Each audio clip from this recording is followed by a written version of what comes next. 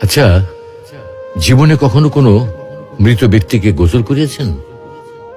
যদি কখনো সুযোগ হয় তাহলে সেই মৃত ব্যক্তিকে গোসল করাবেন। তখন খুব কাছ থেকে দেখবেন মৃত মানুষের দেহটা কতটা অসহায় লাগে, মৃত্যুর পরে মানুষের দেহ কতটা ভয়ের কারণ হয়ে দাঁড়ায়।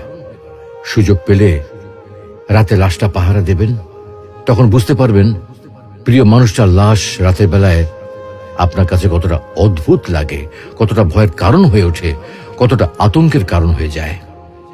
সুযোগ পেলে মৃত ব্যক্তির শরীরে একটু হাত লাগিয়ে কিছুক্ষণ তার স্পর্শ নেবেন। আপনি তখন উপলব্ধির সুযোগ পাবেন এই পৃথিবীতে বিশাল প্রভা প্রতিপত্তি মৃত্যুর পরে কতটা নির্যাতনের রূপ নেয়। সুযোগ পেলে আপনজনদের লাশ কবরে নামাবেন খুব আগ্রহ নিয়ে।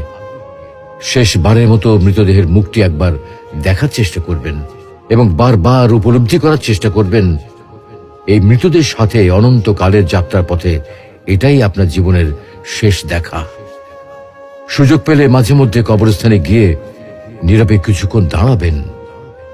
এরপর মনে মনে চিন্তা করবেন জীবনের লাভ ক্ষতির হিসাব। এই মৃত মানুষগুলো এই পৃথিবীতে কি করে গেছেন, কাদের রেখে গেছেন।